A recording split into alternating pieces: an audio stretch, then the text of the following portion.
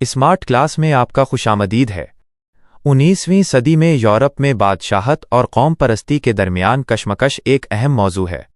اس وقت یورپ میں صدیوں پرانی بادشاہت کا نظام قائم تھا جس میں بادشاہ اور ملکہ حکمرانی کرتے تھے، لیکن فرانسیسی انقلاب اور نپولین جنگوں کے بعد لوگوں میں اپنے وطن کے لیے فخر اور اتحاد کا جذبہ بڑھنے لگا۔ وہ اپنی حکومتوں میں زیادہ شراکت چاہتے تھے اور اپنے حقوق کا مطالبہ کر رہے تھے۔ اس وجہ سے بادشاہت اور قوم پرستی کے درمیان تصادم شروع ہو گیا۔ کچھ لوگ بادشاہت کو برقرار رکھنا چاہتے تھے، جبکہ دوسرے لوگ قوم پرستی کی بنیاد پر نئے ممالک بنانا چاہتے تھے۔ اس کشمکش نے یورپ کے نقشے کو بدل دیا اور کئی ممالک میں انقلابات اور جنگیں ہوئیں۔ جولائی انقلاب کیا تھا؟ 1830 میں فرانس میں چارلس دہم کی حکومت کے خلاف بغاوت ہوئی۔ اس بغاوت کے نتیجے میں چارلس دہم کو دستبردار ہونا پڑا اور لوئس فلپ فرانس کا بادشاہ بنا۔ اس انقلاب کو جولائی انقلاب کہتے ہیں۔ روسو کے نظریے کے مطابق بادشاہ عوام کا منتخب نمائندہ ہوتا ہے اور اصل اقتدار عوام کے ہاتھ میں ہوتا ہے۔ جولائی کے انقلاب نے اس نظریے کی تصدیق کی۔ اس انقلاب کے بعد فرانس میں بادشاہت ختم ہو گئی اور عوام کی منتخب حکومت قائم ہوئی۔ اس انقلاب نے یورپ کے دوسرے ممالک میں بھی قوم پرستی اور جمہوریت کے جذبات کو ہوا دی۔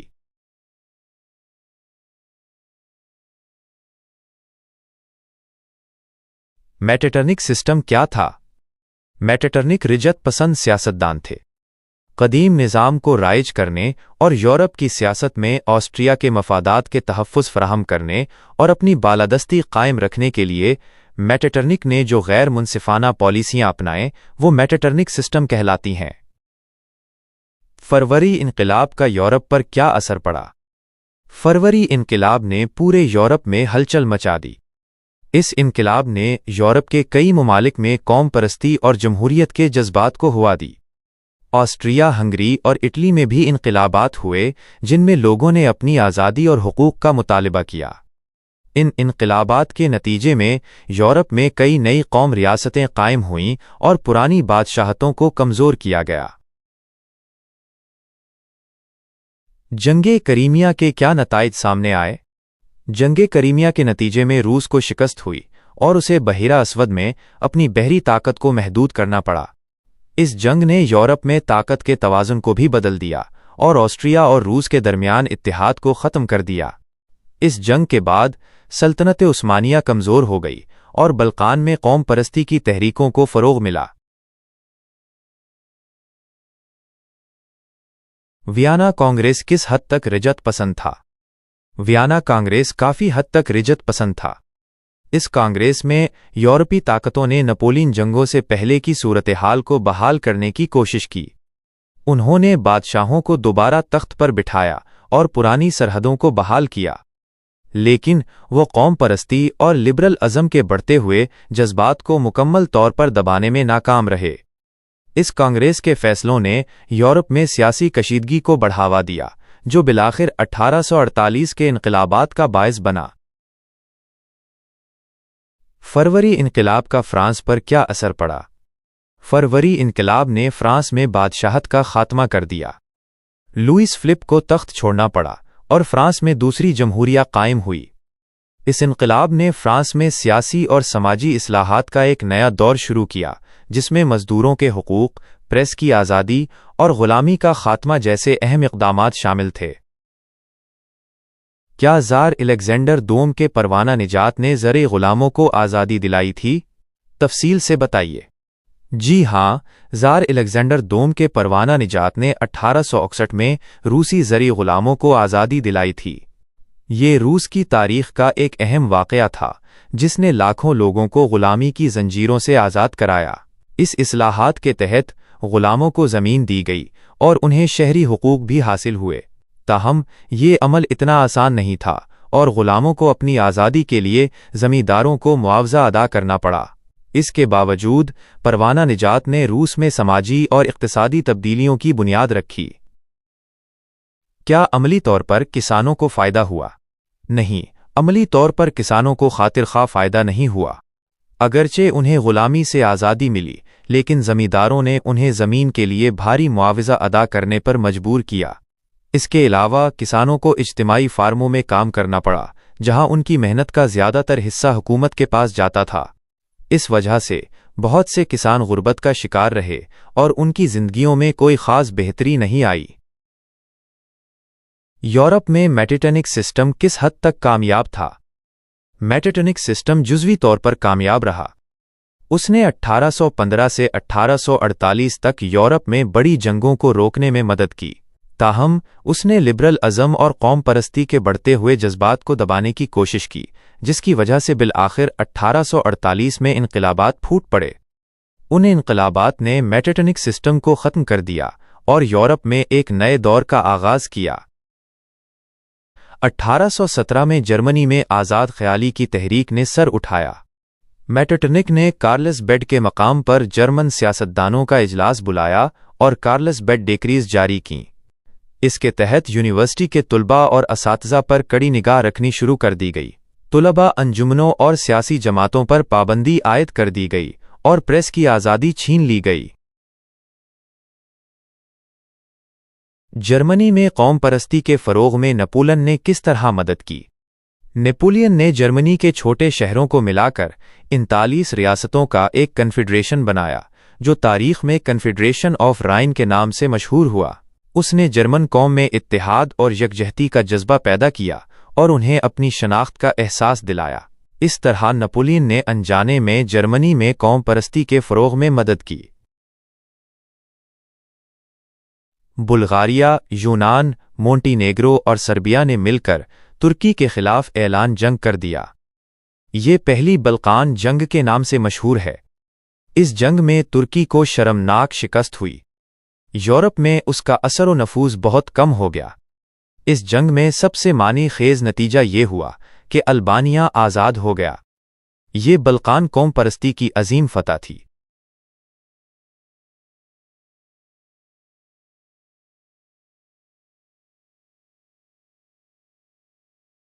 بلقان کی پہلی جنگ کا نتیجہ کیا نکلا؟ 1908 میں ینگ ترک کے مخالفین نے بلقان ریاستوں کو متحد کر لیا۔ 1912 میں انہوں نے سلطنت عثمانیہ کے خلاف جنگ کا اعلان کر دیا۔ اس جنگ میں سلطنت عثمانیہ کو شکست ہوئی اور اسے بلقان کے بیشتر علاقے سے ہاتھ دھونا پڑا۔ اس جنگ کے نتیجے میں البانیہ ایک آزاد ملک بن گیا۔ اتحاد جرمنی میں بسمارک کے کردار کو بیان کیجیے۔ بسمارک ایک جرمن سیاستدان تھے جنہوں نے 1862 سے 1890 تک پرشیا کے وزیر اعظم کے طور پر خدمات انجام دیں۔ وہ جرمنی کو متحد کرنے میں اپنے اہم کردار کے لیے جانے جاتے ہیں۔ بسمارک کا خیال تھا کہ جرمنی کو متحد کرنے کا بہترین طریقہ خون اور لوہے کی پالیسی کے ذریعے ہے۔ اس پالیسی میں جرمنی کو متحد کرنے کے لیے جنگ اور سفارت کاری کا استعمال شامل تھا۔ بسمارک نے آسٹریا اور فرانس کے خلاف 3 جنگوں میں پرشیا کی قیادت کی، جس کے نتیجے میں 1872 میں جرمنی کا اتحاد ہوا۔ جرمنی کو متحد کرنے کے علاوہ بسمارک نے جرمنی کو ایک بڑی یورپی طاقت بنانے میں بھی اہم کردار ادا کیا۔ انہوں نے ایک پیچیدہ نظام بنایا جس نے جرمنی کو جنگ سے بچانے میں مدد کی۔ بسمارک کو بعض اوقات آئرن چانسلر کہا جاتا ہے کیونکہ وہ جرمنی کو متحد کرنے کے لیے طاقت کا استعمال کرنے سے نہیں ڈرتے تھے۔ وہ ایک باصلاحیت سیاستدان اور سفارتکار تھے اور ان کے اقدامات نے یورپ کی تاریخ پر گہرا اثر ڈالا۔ ویانا کانگریس کو بیان کیجیے۔ ویانا کانگریس 1815 میں منعقد ہوئی اور اس کا مقصد نپولین جنگوں کے بعد یورپ میں طاقت کا توازن بحال کرنا تھا۔ اس کانگریس میں یورپ کے نقشے کو دوبارہ ترتیب دیا گیا اور کئی اہم فیصلے کیے گئے۔ اس کے بنیادی اصول یہ تھے: جائز حکمرانوں کی بحالی، نپولین جنگوں سے پہلے حکمران خاندانوں کو ان کے تخت واپس دلانا، معاوضہ، جنگوں میں نقصان اٹھانے والے ممالک کو معاوضہ دینا، طاقت کا توازن، کسی ایک ملک کو اتنا طاقتور ہونے سے روکنا کہ وہ یورپ پر غلبہ حاصل کر لے۔ ویانا کانگریس نے یورپ میں امن قائم کرنے میں اہم کردار ادا کیا، لیکن اس کے فیصلوں نے قوم پرستی اور لبرل ازم کے جذبات کو بھی ہوا دی، جو بالآخر 1848 کے انقلابات کا باعث بنا۔ فرانس کے انقلاب فروری کی وضاحت کیجیے۔ فرانس میں فروری 1848 میں ایک انقلاب آیا جس نے بادشاہ لوئس فلپ کو معزول کر دیا۔ اس انقلاب کی بنیادی وجہ سیاسی اصلاحات کا مطالبہ تھا۔ فرانسیسی عوام بادشاہ کی آمرانہ پالیسیوں سے تنگ آ چکے تھے اور وہ جمہوریت چاہتے تھے۔ اس انقلاب کے نتیجے میں فرانس میں دوسری جمہوریہ قائم ہوئی۔ اس جمہوریہ نے تمام مردوں کو ووٹ کا حق دیا اور غلامی کو ختم کر دیا۔ تاہم یہ جمہوریہ زیادہ دیر نہ چل سکی اور 1852 میں نپولین سوم نے خود کو شہنشاہ قرار دے دیا۔ اتحاد اٹلی کی تحریک میں میزی کی خدمات کا جائزہ لیجیے۔ جوزف میزی اٹلی کے نامور سیاستدان اور صحافی تھے۔ وہ اٹلی کو ایک جمہوری ریاست بنانے کے خواہشمند تھے۔ 1831 میں انہوں نے ینگ اٹلی کے نام سے ایک تنظیم قائم کی جس کا مقصد نوجوانوں میں حب الوطنی کے جذبات کو فروغ دینا تھا۔ میزی نے اٹلی کے اتحاد کے لیے جدوجہد کی اور اس مقصد کے لیے کئی مضامین اور کتابیں لکھیں۔ ان کی کوششوں سے اٹلی کے لوگوں میں قومی بیداری پیدا ہوئی اور وہ اتحاد کے لیے تیار ہوئے۔ میزی کو اٹلی کے اتحاد کا پیغمبر مانا جاتا ہے۔ ان کے نظریات اور کوششوں نے اٹلی کے لوگوں کو متحد کرنے میں اہم کردار ادا کیا۔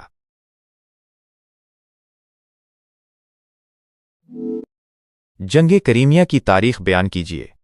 جنگ کریمیا 1853 سے 1856 تک لڑی گئی، جس میں روس نے سلطنت عثمانیہ، فرانس، برطانیہ اور سارڈینیا کے خلاف جنگ لڑی۔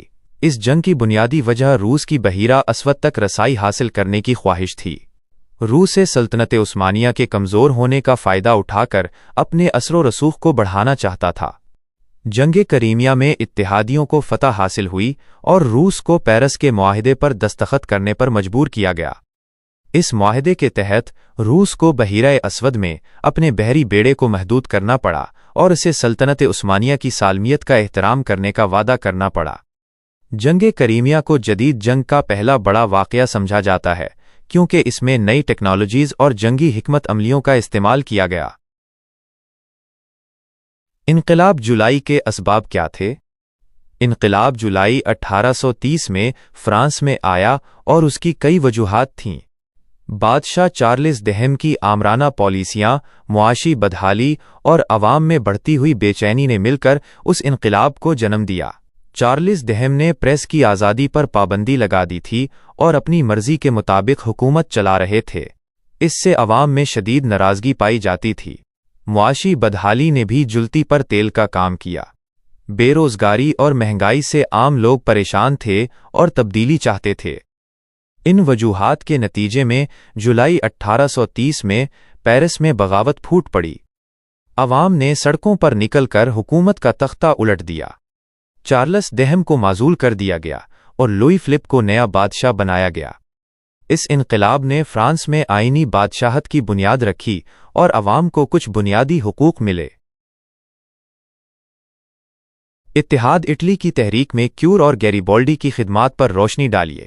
کیملو دی کیور سارڈینیا پیڈمونٹ کے وزیر اعظم تھے اور انہوں نے اٹلی کو متحد کرنے میں اہم کردار ادا کیا۔ انہوں نے سفارت کاری اور سیاسی جوڑ توڑ کے ذریعے شمالی اٹلی کی ریاستوں کو سارڈینیا پیڈمونٹ کے ساتھ ملانے میں مدد کی۔ گیریبالڈی ایک جنگجو اور قوم پرست تھے جنہوں نے جنوبی اٹلی میں ریڈ شرٹس نامی رضاکاروں کی فوج کی قیادت کی۔ انہوں نے سسلی اور نیپلز کو فتح کیا اور انہیں سارڈینیا پیڈمونٹ کے حوالے کر دیا۔ 1861 میں اٹلی کا اتحاد مکمل ہوا اور وکٹر ایمانویل دوم اٹلی کے پہلے بادشاہ بنے۔ کس کو حریت نواز زار کے نام سے جانا جاتا ہے اور کیوں؟ زار آزادی الیگزینڈر دوم کو کہا جاتا ہے۔ اس کی وجہ یہ ہے کہ انہوں نے 1861 میں غلامی کا خاتمہ کیا، جو روسی تاریخ کا ایک اہم واقعہ تھا۔ اس فیصلے نے لاکھوں کسانوں کو غلامی کی زنجیروں سے آزاد کرایا اور روس میں سماجی اور اقتصادی تبدیلیوں کی بنیاد رکھی۔ اگرچہ یہ اصلاحات مکمل طور پر کامیاب نہیں تھیں، لیکن الیگزینڈر دوم کی کوششوں کو ہمیشہ سراہا جائے گا۔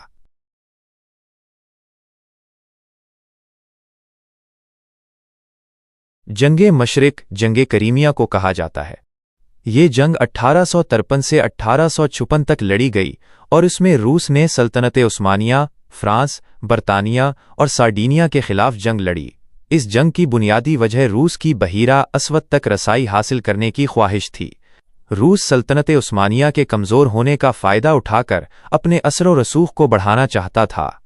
جنگ کریمیا کو جدید جنگ کا پہلا بڑا واقعہ سمجھا جاتا ہے کیونکہ اس میں نئی ٹیکنالوجیز اور جنگی حکمت عملیوں کا استعمال کیا گیا۔ The Treaty of Villafranca was signed between which countries and in which year? ویلا فرانکا کا معاہدہ کن ممالک کے درمیان اور کس سال میں ہوا تھا؟ یہ معاہدہ 11 جولائی 1859 کو آسٹریا اور فرانس کے درمیان ہوا تھا۔ اس معاہدے کے تحت آسٹریا نے لومبارڈی کو فرانس کے حوالے کر دیا، جس نے پھر اسے سارڈینیا کو دے دیا۔ اس معاہدے نے اٹلی کے اتحاد کی راہ ہموار کی۔ What was the Frankfurt Parliament? Frankfurt parliament کیا تھی؟ فرینکفرٹ پارلیمنٹ 1848 کی انقلابی تحریک کے دوران قائم کی گئی ایک قومی اسمبلی تھی۔ اس کا مقصد ایک متحد جرمنی کے لیے آئین بنانا تھا۔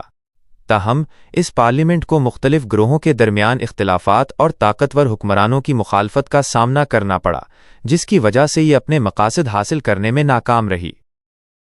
What were the aims of the Frankfurt Parliament? Frankfurt parliament کے مقاصد کیا تھے؟ فرینکفرٹ پارلیمنٹ کا بنیادی مقصد جرمن ریاستوں کو متحد کرنا اور ایک لبرل آئین بنانا تھا۔ وہ ایک آئینی بادشاہت چاہتے تھے جہاں شہریوں کے حقوق کا تحفظ کیا جائے۔ ان کا خواب ایک متحد اور جمہوری جرمنی تھا۔ 7 ہفتے کی جنگ کب اور کس کے بیچ ہوئی تھی؟ Who fought the 7 weeks war and when? 7 ہفتے کی جنگ 1866 میں آسٹریا اور پرشود کے بیچ لڑی گئی تھی۔ اس جنگ میں پرشود نے آسٹریا کو ہرایا تھا اور جرمنی کے ایکی کرن میں مہتوپورن بھومکا نبھائی تھی۔ How was the Heteria Philiki related to Greek nationalism? یونانی قوم پرستی سے ہیٹیریا فلیکی کا کیا تعلق تھا؟ ہیٹیریا فلیکی ایک خفیہ تنظیم تھی جس کا مقصد عثمانی سلطنت سے آزادی حاصل کرنا تھا۔ اس تنظیم نے یونانی قوم پرستی کو فروغ دینے اور یونانی جنگ آزادی شروع کرنے میں اہم کردار ادا کیا۔ 19ویں صدی میں یونان ترکی کا غلام تھا اور یہ بات یونانی قوم پرستوں کے لیے ناقابل برداشت تھی۔ اسی لیے انہوں نے ترکی سے آزادی حاصل کرنے کے لیے 1814 میں ہیٹیریا فلیکی نامی ایک خفیہ تنظیم کی بنیاد ڈالی۔ یہ تنظیم تشدد پر یقین رکھتی تھی۔ What was the EMS telegram? EMS telegram کیا تھا؟ EMS ٹیلی گرام ایک پیغام تھا جو 13 جولائی 1870 کو پروشیا کے بادشاہ ولیم اول نے اپنے وزیر اعظم اوٹو وان بسمارک کو بھیجا تھا۔ اس پیغام میں فرانسیسی سفیر کے ساتھ اپنی ملاقات کی تفصیلات بیان کی گئی تھیں، جس نے پروشیا کے بادشاہ سے مطالبہ کیا تھا کہ وہ کبھی بھی ہوہنزولرن خاندان کے کسی فرد کو ہسپانوی تخت پر قبول نہ کریں۔ بسمارک نے اس پیغام کو تبدیل کر کے اخبارات میں شائع کروا دیا، جس سے فرانس اور پروشیا کے درمیان کشیدگی بڑھ گئی اور بالآخر فرانس پروشین جنگ شروع ہو گئی۔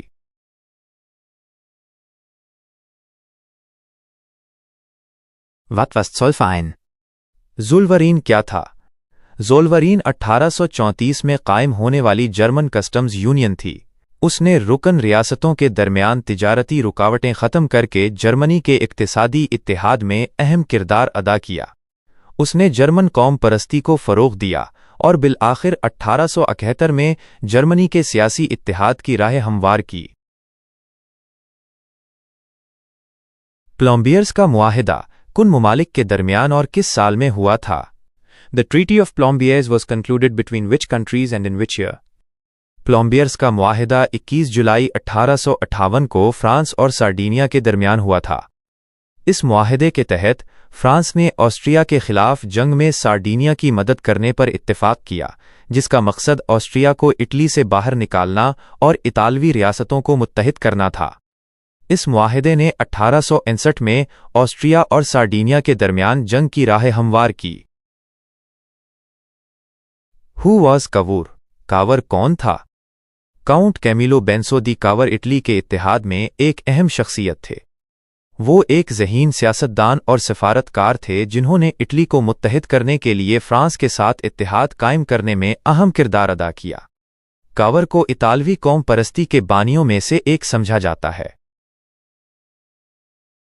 Who was Giuseppe Mazzini؟ جوسپی مازینی کون تھا؟ جوسپی مازینی اٹلی کا ایک انقلابی اور سیاست دان تھا جس نے اٹلی کے اتحاد میں اہم کردار ادا کیا۔ وہ ایک جمہوریہ پسند تھا اور اس نے نوجوان اٹلی نامی ایک تنظیم کی بنیاد رکھی جس نے اٹلی کی آزادی اور اتحاد کے لیے جدوجہد کی۔ مازینی کو اطالوی قوم پرستی کے بانیوں میں سے ایک سمجھا جاتا ہے۔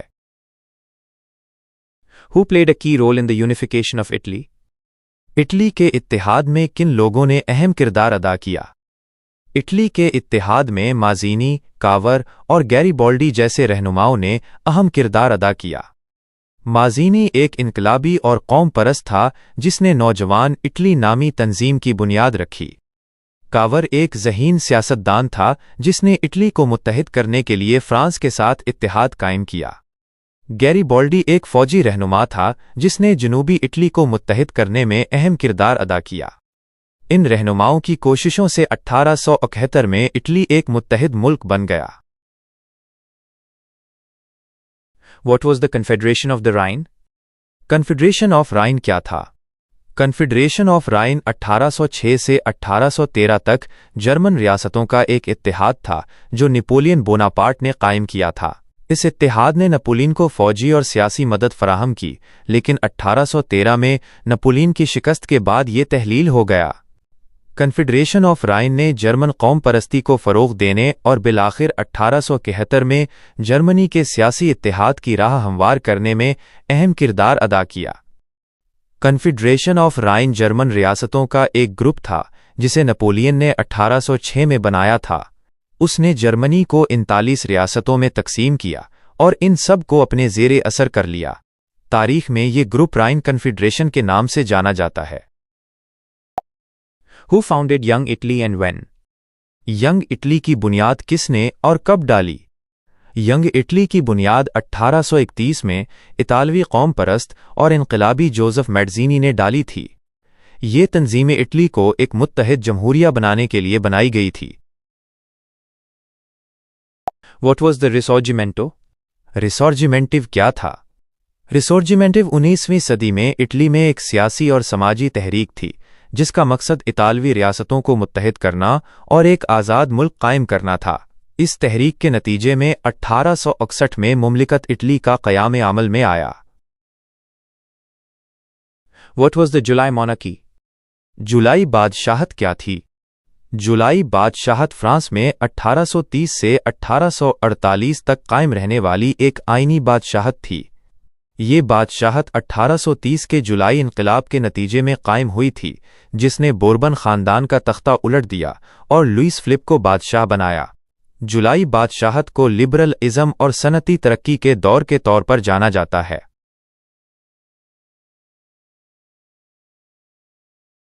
Who was known as the citizen king of France and why؟ France کا شہری بادشاہ کسے کہا جاتا ہے اور کیوں؟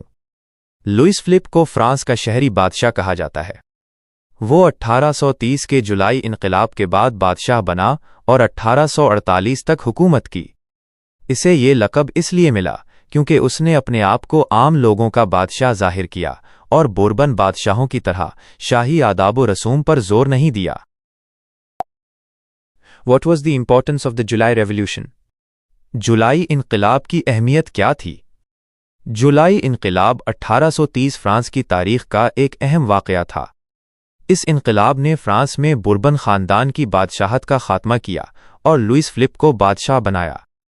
اس انقلاب نے فرانس میں آئینی بادشاہت کی بنیاد رکھی اور جمہوریت کی طرف ایک اہم قدم تھا۔ Why is the 1830 revolution called the July Revolution؟ 1830 کے انقلاب کو جولائی انقلاب کیوں کہا جاتا ہے؟ 1830 کے انقلاب کو جولائی انقلاب اس لیے کہا جاتا ہے کیونکہ یہ جولائی کے مہینے میں ہوا تھا۔ اس انقلاب نے فرانس میں بوربن خاندان کی بادشاہت کا خاتمہ کیا اور لوئس فلپ کو بادشاہ بنایا۔ یہ انقلاب فرانس کی تاریخ کا ایک اہم موڑ تھا۔ Who is called the Prime Minister of Europe and why؟ Europe کا وزیر اعظم کسے کہا جاتا ہے اور کیوں؟ آسٹرییا کے وزیر اعظم میٹرنک کو 19ویں صدی کے اوائل میں یورپی سیاست پر اپنے گہرے اثر و رسوخ کی وجہ سے یورپ کا وزیر اعظم کہا جاتا ہے۔ انہوں نے نپولین کے بعد یورپ کی تشکیل 9 میں اہم کردار ادا کیا اور براعظم میں طاقت کے توازن کو برقرار رکھنے کی کوشش کی۔ What was the Carlsbad Decrees؟ Carlsbad Decrees کیا تھا؟ کارلسبیڈ ڈیکریز 1819 میں آسٹریا کے سیاستدان میٹرنک اور جرمن ریاستوں کے درمیان ہونے والے معاہدوں کا ایک سلسلہ تھا۔ ان معاہدوں کا مقصد لبرل ازم اور قوم پرستی کو دبانا تھا جو نپولین جنگوں کے بعد جرمنی میں پھیل رہی تھیں۔ ڈیکریز نے پریس اور یونیورسٹیوں پر سخت سنسرشپ نافذ کی اور لبرل اور قوم پرست تنظیموں کو غیر قانونی قرار دیا۔ What was the Metternich system؟ Metternich system کیا تھا؟ میٹرنک سسٹم 19ویں صدی کے اوائل میں آسٹریا کے سیاست دان میٹرنک نے بنایا تھا۔ اس کا مقصد نپولین کے بعد یورپ میں پرانی بادشاہتوں کو واپس لانا اور امن قائم کرنا تھا۔ اس سسٹم کے تحت یورپی ممالک نے ایک دوسرے کے ساتھ مل کر کام کیا تاکہ کوئی بھی ملک اتنا طاقتور نہ ہو جائے کہ وہ دوسروں کے لیے خطرہ بن جائے۔